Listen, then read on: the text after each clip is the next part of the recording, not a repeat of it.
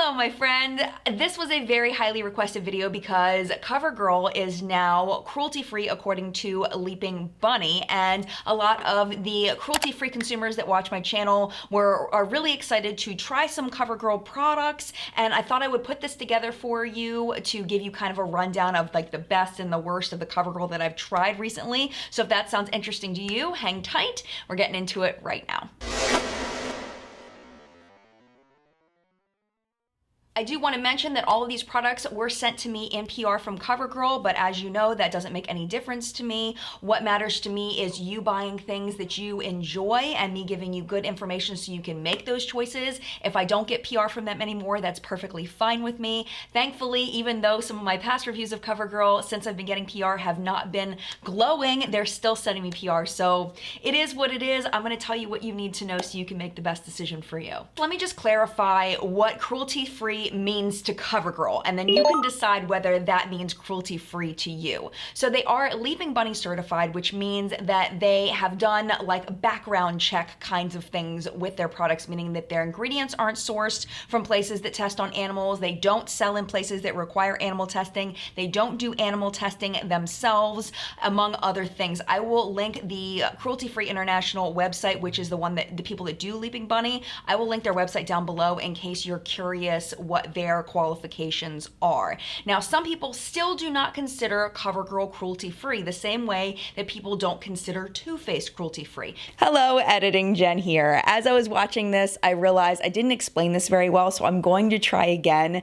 Basically, what it comes down to is that there's a generally accepted definition of cruelty-free that says that if a company sells in mainland China, that they are not cruelty-free. The reason for this is because China requires animal testing in order to be sold to Chinese consumers. So when an American brand, for example, sends a product to be sold in China, they do this knowing that that product will be tested on animals when it gets there. So it's seen as condoning animal testing, even though the brand may not test on animals themselves.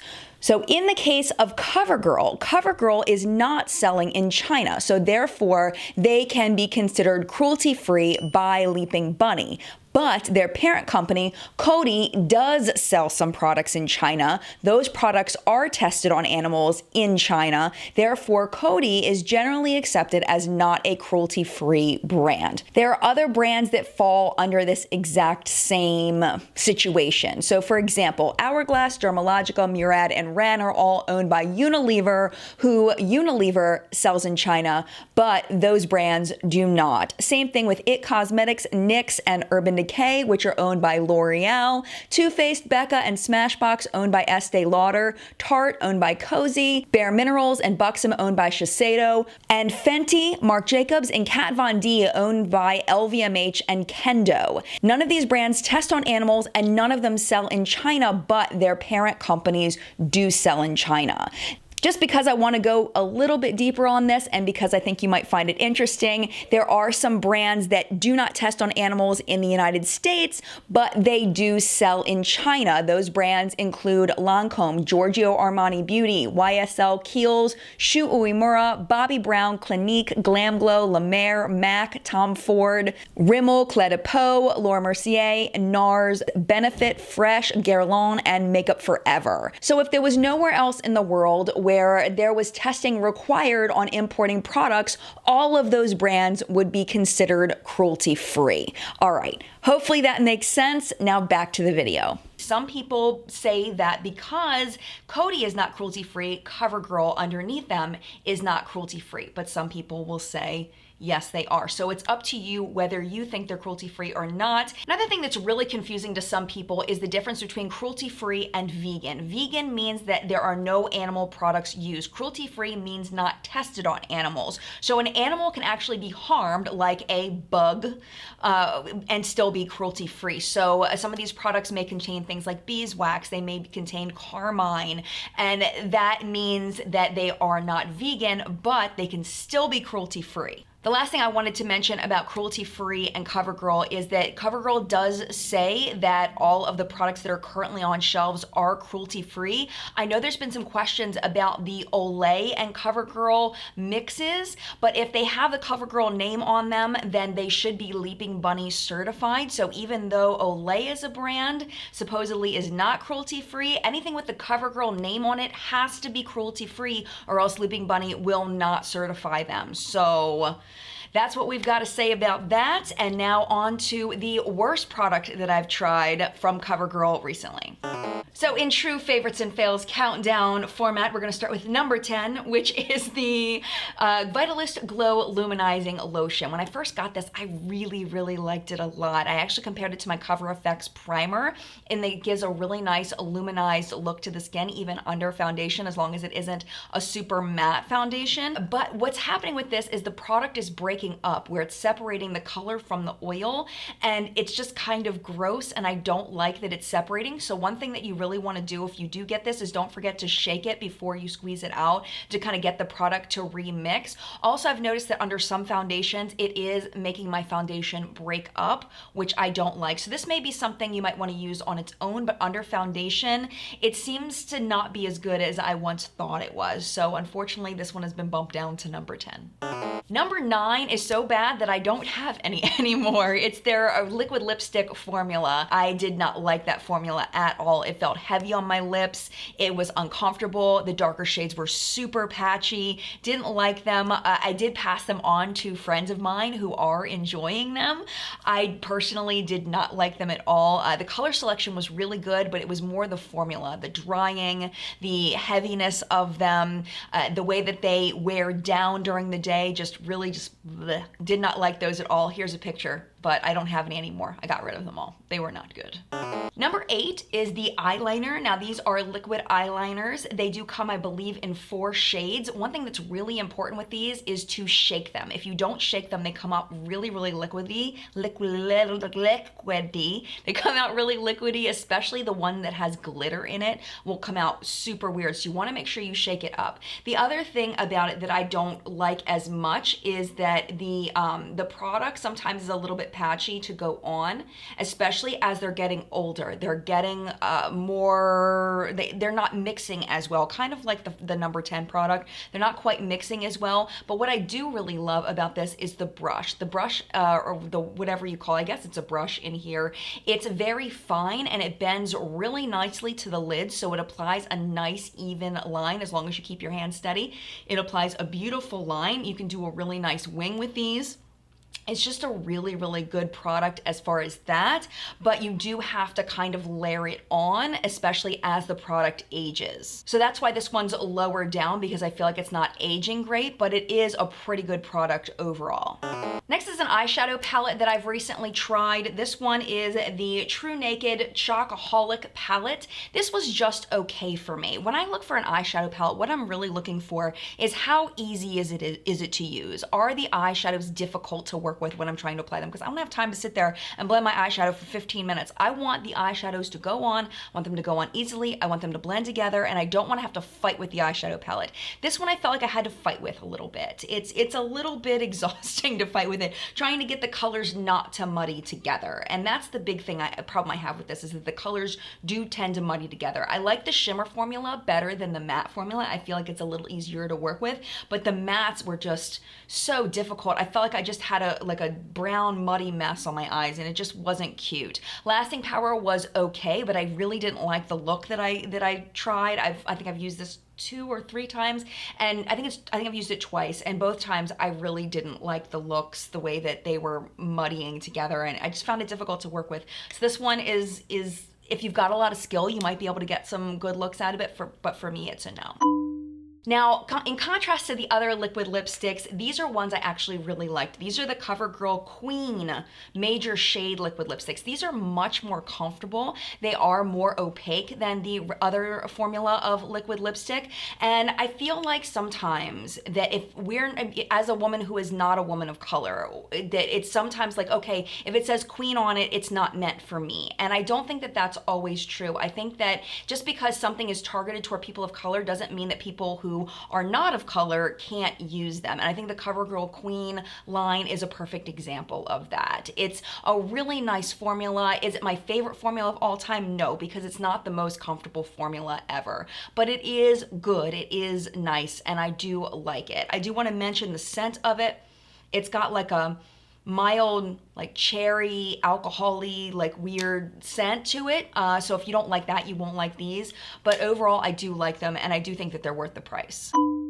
All right, we're moving on up to stuff that I really like. Now this one's in the middle, not because of me, but because of the community. This is the CoverGirl True Blend Matte Made Foundation. I did do a full review on these, and I personally really like this foundation. It gives a really nice medium coverage. It's not dewy at all. It's not too matte, because it is a matte foundation, but it's not overly matte. But people in the community seem to not like this foundation, especially people with oily skin are talking about that this foundation breaks up on them. For me, I have not had that problem. I've really been enjoying this foundation, but I did put it in the middle because of that, because I've heard that this does not work for everyone. I do have normal skin, so that might have something to do with it. I love the shade range of it. It's got a ginormous shade range. The shade that matches me the best is M15. There is an L40 that I like a lot, but I feel like M15 is just a little bit better for me than that. And overall, I feel like the lasting power is really good, and I have no complaints about this foundation on my normal skin. But if you have oily skin, you may want to pass on it. Definitely, if you've tried this foundation, leave your thoughts in the comments below so other people can learn from you, especially if you have a different skin type than me.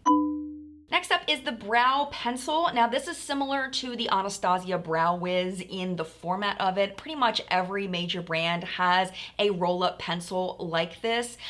My big complaint about this is the shade selection is very minimal. I feel like this one is too dark for me. This one is called Rich Brown. It's 705. It's too dark. But the one that's the medium brown, the lighter one, is too light for me. So really, I just feel like this is just the wrong shade for me. And also the value on these roll-up pencils are really not good at all. You're much better as far as product and how much product you get, getting a different kind of format. But one thing that's good about these pencils is that you can draw those little brow hairs. So if you don't have a lot of brows, you can make it look a little more natural with something like this. And I think that's why the majority of people will lean toward a pencil like this versus like the next product that I'm going to show you in a second.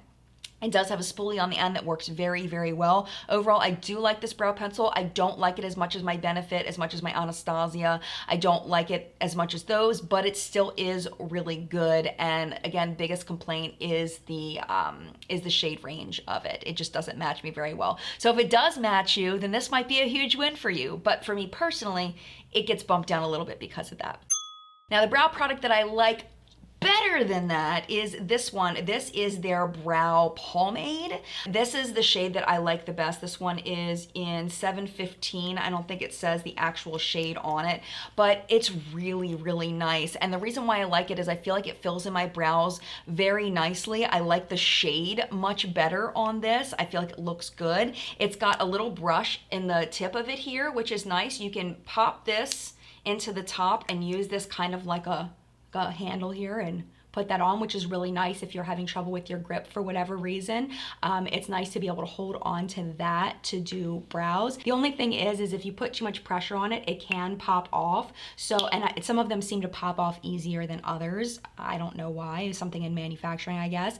But I feel like the lasting power on this is really, really, really good. It's very easy to use. The brush is actually quite nice compared to other brushes that come with products that sometimes aren't very good. This brush is great. Works really, really well, and I really love this product. I do compare it to the Benefit Ka-Brow. I think it's just as good as that one. I think it's just as good as the Anastasia Dip Brow. I actually like it a little better than the Dip Brow because it's not quite as opaque, so it gives a more natural brow, which is my personal preference. So overall, really, really like this product a lot. It's definitely a recommend.